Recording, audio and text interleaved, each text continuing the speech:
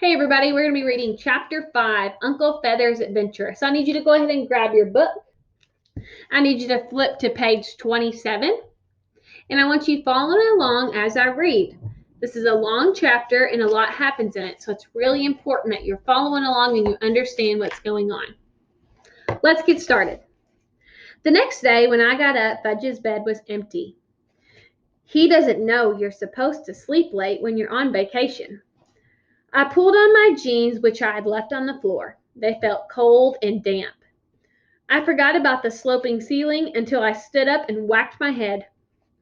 That made me so mad I kicked the wall. So before the day even started, I had a bump on my head and a pain in my foot. As I pulled on my sweatshirt, I heard foghorns in the distance. I took a look out the window. Nothing but white. We were completely fogged in. I hope Grandma is making cocoa, I thought on my way downstairs.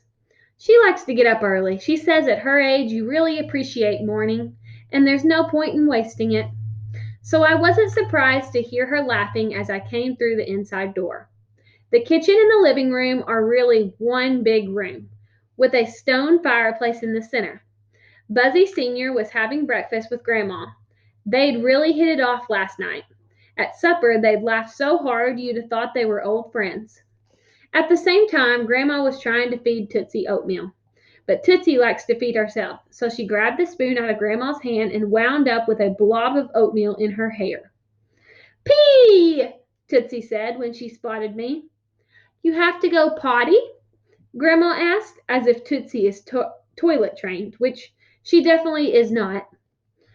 She is trying to save Pete, Fudge explained. He was at the table counting Cheerios. He counts out exactly 200 before he starts to eat. It takes forever because half the time he gets his numbers mixed up. Mom says it's just another phase and he'll get over it. He better, or he'll never make it to school on time. Then Sheila waltzed in wearing a fuzzy pink robe and bunny slippers. You'd think she'd be embarrassed to be seen that way, but I guess nothing embarrasses the cootie queen. When Jimmy finds out he has to see her first thing in the morning, he'll be on the next plane back to New York. Sheila opened all the windows in the living room on her way to the table. What are you doing, Sheila? Grandma said. You're freezing us out. I can't stand the smell, Sheila said. It's a Maine smell, Buzzy Sr. said. It's the dampness and the mildew. Doggy dew is more like it, Sheila said.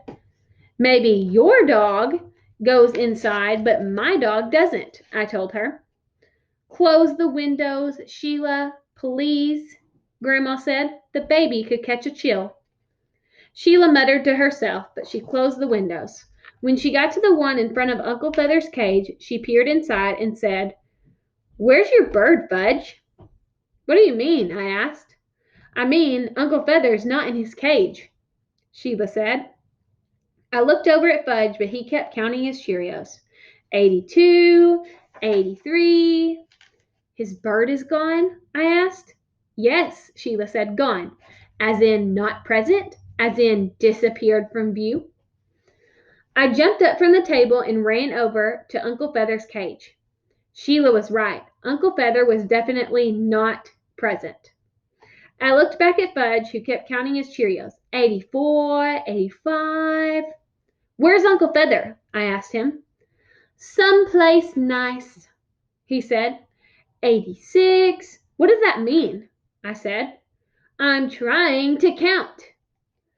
I'm waiting for an answer, I told him. So was everyone else.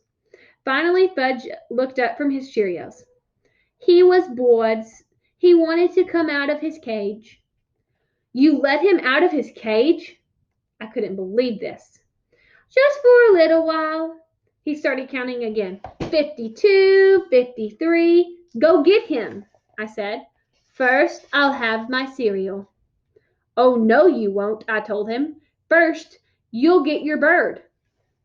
Grandma, Fudge said in his best little boy voice, but Grandma didn't fall for it. Go get your bird, Fudge. Your cereal will wait. Buzzy Sr. and Grandma exchanged a long look as Fudge ran out of the room and headed up the stairs on the Tubman side of the house. Then they laughed, but I didn't see anything funny. I sat down and buttered a piece of toast. In a couple of minutes, Fudge was back. He's not there. Not where? I asked. Not where I left him. Where did you leave him?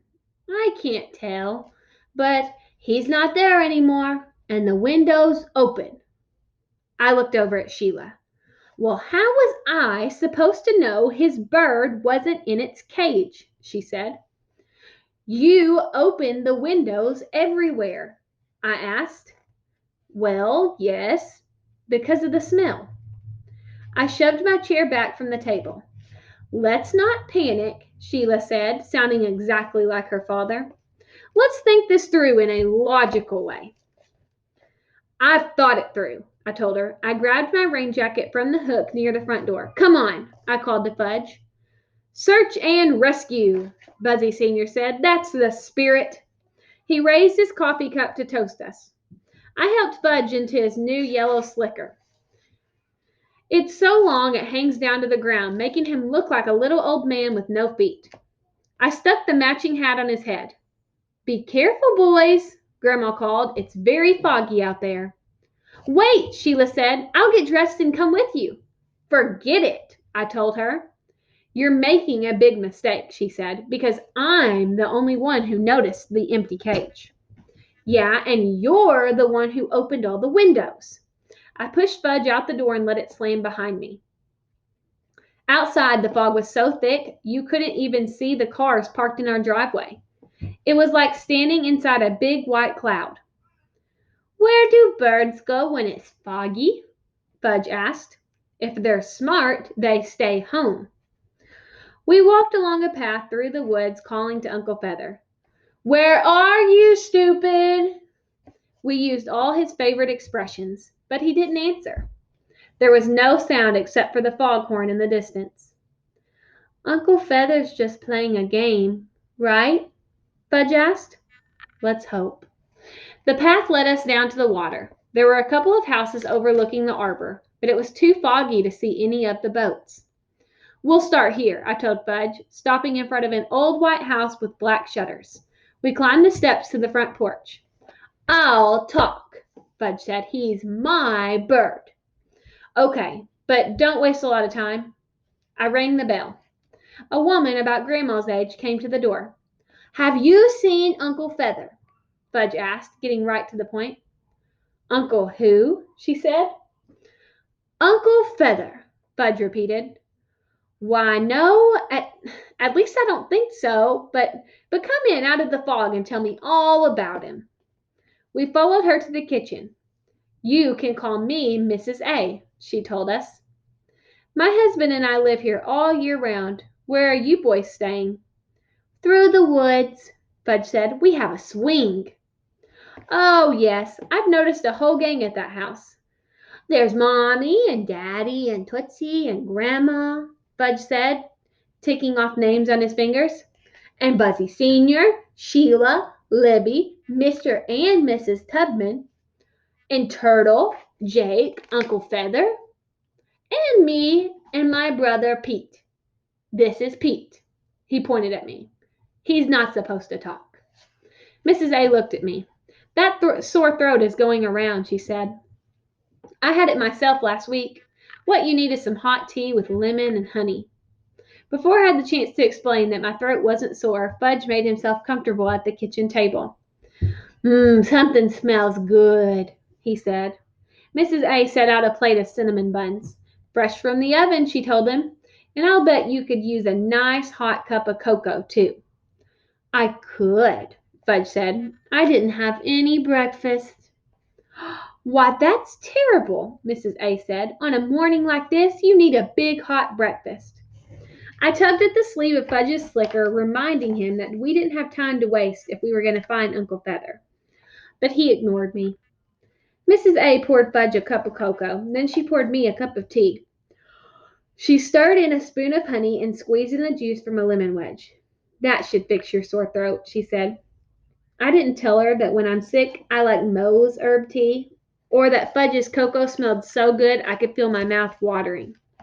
There are times when it's better not to say anything. Mrs. A joined us at the table. She helped herself to a cinnamon bun. I can't resist them, she explained with a guilty look on her face. This is good cocoa, Fudge said, slurping it with a spoon. Thank you, Mrs. A said. Mitzi says my cocoa's the best. Who's Mitzi? Fudge asked. My granddaughter. She's 5. I'm 5 too, Fudge said. Well, you'll have to come by and meet her. She'll be here tomorrow. Okay, Fudge said. I'm getting married soon, but I can still have friends, right? That's right, Mrs. A said. Everybody needs friends. She didn't ask Fudge about getting married. Instead, she watched, fascinated, as he unwound his cinnamon bun and picked out the raisins.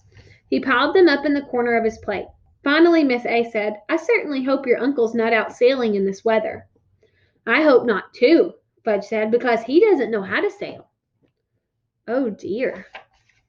He's not even supposed to go outside. This sounds serious, she said. Have you called the police? Not yet, Fudge said. We called the search and rescue team. Are they coming soon? She asked him. They're already here, he told her. That's a relief, she said. What does your uncle look like in case I see someone who fits his description? Well, he's mostly black with yellow feet and a yellow nose, Fudge said, stuffing the last of the cinnamon bun into his mouth. Mrs. A seemed surprised by Fudge's description. I could tell she was thinking hard. Then her face lit up and she waved her hand around. Oh, I get it. Your uncle's a scuba diver. Does Uncle Feather know how to dive? Fudge asked me. I'm not sure, I said, getting up from the table, but we've really got to get going if we're going to find him.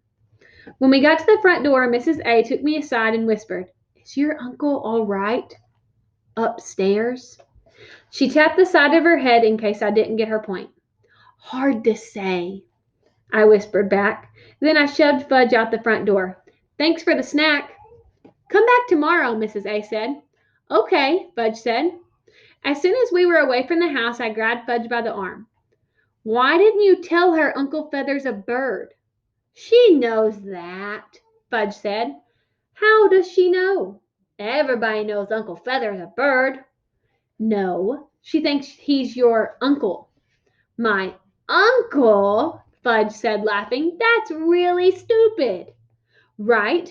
That's why you should have told her. She thinks there's this guy running around in a black wetsuit with yellow flippers and a yellow face mask.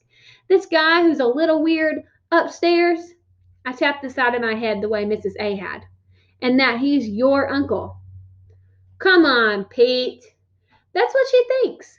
She doesn't know Uncle Feather's a minor bird because you didn't tell her. You have to give the facts. You have to say, my minor bird's missing. He's mostly black with yellow feet and a yellow bill. Not nose, I told him. People have noses. Birds have bills. Get it? She made good cocoa. And if you stop for cocoa at every house, we're never going to find him. Never? Never. Fudge started crying. That's not going to help. I dragged him along the rocky beach, hoping we'd hear Uncle Feather calling to us. But there was no sound except the waves breaking against the rocks. We went to 3 more houses along the water, and Fudge made it clear that his minor bird was missing. But no one had seen Uncle Feather, although they had all promised to keep a lookout for him. So we trudged back to our house. Sheila was watching for us at the living room window. She opened the door. Did you find him? She asked. No, I said. Fudge sniffed. Then he covered his face with his hands and he laid down on the floor, still wearing his yellow slicker and rain hat. We were quiet for a while. I guess all 3 of us were thinking about Uncle Feather, alone, lost, and frightened. Suddenly we heard a piercing scream. Fudge jumped up and grabbed Sheila. I dashed to the hall closet, looking for something to use as a weapon, just in case. But before I could even grab an umbrella, we heard another scream. This time, Sheila and Fudge crawled under the table. Then Libby tore through the house, yelling, Help! There's a bat after me! She raced around the living room. There was more noise and confusion as Libby bumped into furniture and knocked over a lamp. Not that she stopped for a minute. She kept screeching and running in circles. I heard the sound of flapping wings. When I looked up, I saw something black flying after Libby. That's when I realized Libby wasn't the only one screeching. Stop, I shouted, but Libby didn't listen. That's no bat, I yelled as I started running after her. That's Uncle Feather. My bird? Fudge called from under the table. Yes, Turkey Brain, your bird. Fudge and Sheila came out of hiding and joined the chase. It didn't take long before everyone else in the house came to see what was happening. Tootsie, who's a good screecher herself, joined right in. Ee! Ee! Ee! She screeched as loud as she could, which got Uncle Feather going again. You four are going to have to play more quietly, Mrs. Tubman said. We're not playing, Libby screamed. Ee! Ee! Ee! Tootsie kept it up. Everybody freeze, Dad shouted. Just freeze, right where you are. Libby froze. I crashed into her. Fudge crashed into me. Sheila crashed into Fudge. Uncle Feather flew across the room. He perched on top of his cage and looked over at us. Stupid, stupid, stupid, he called. Then he hopped into his cage and Buzzy Sr. closed the door. We untangled ourselves. Sheila looked at me. All's well that ends well. Right, Peter? Yeah, Pete, Fudge said. All's well that ends well. Then he turned 2 somersaults and landed in my lap.